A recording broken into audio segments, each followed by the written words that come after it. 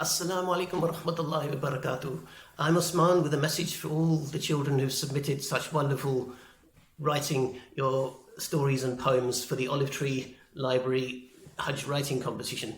I just want to say, mashallah, we've been overwhelmed by the standard technique, the imagination, the variety of the stories that you've sent in. It really reminds me of the great tradition of literacy in our ummah and poetry, which is a really, really encouraging thing.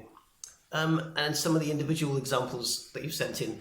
Rafa, for example, I loved your rhyming, even though your poem was very short, 4 lines. You rhymed Islam with calm and Hajj with judge, so you're recognizing the difference between short, medium, and long length vowels. You're also recognizing the consonant clusters at the end of a word, so that's really good. Rhyming Arabic and English words is very difficult to do, sometimes impossible. For example, words like ihram, there's no English equivalent of the same sound.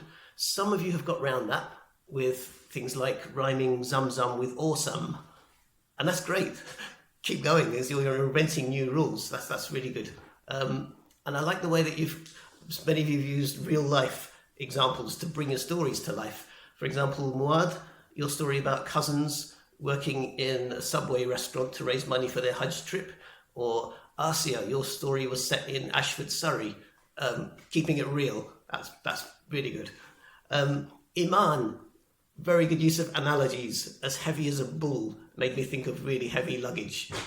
Musa, there was great use of humour in your story with the epilogue in the end and the twist in the tail. And some really good uses of structure.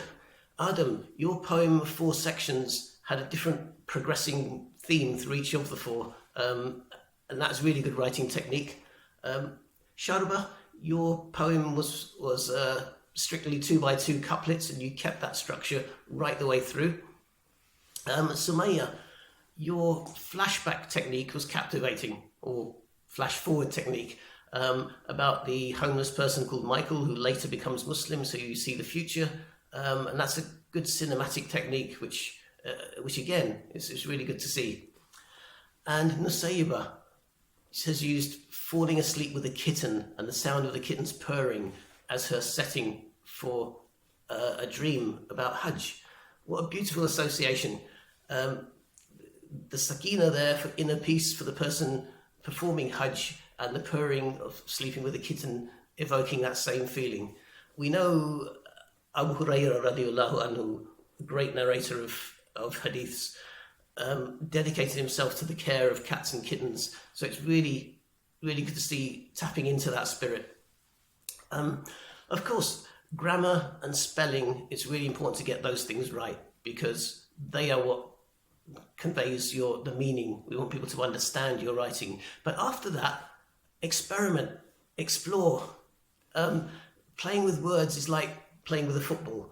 If you do it a lot, you do it regularly, you come to master it and you start to do it very well. So that's what you should do. Don't worry too much about imitating anyone else. Just explore. Keep writing, keep going. This is really, really, really encouraging. MashaAllah. Keep it going. Assalamu alaikum.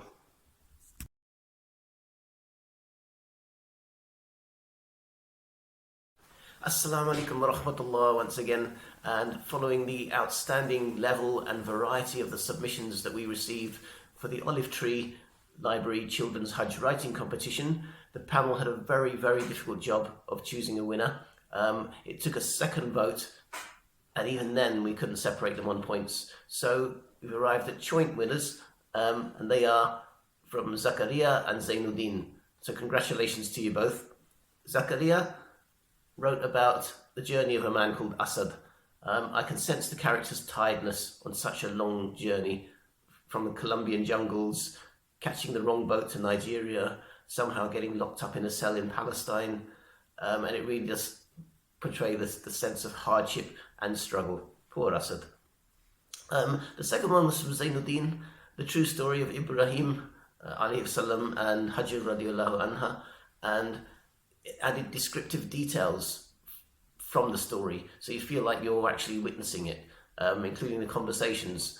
Insightful message there as well, with clear and precise language and details like the colours, the emotions, and to this day praying in a circle as opposed to a straight line, all helps make the whole experience much more vivid. So 2 fantastic pieces of writing, mashallah. Congratulations to you both.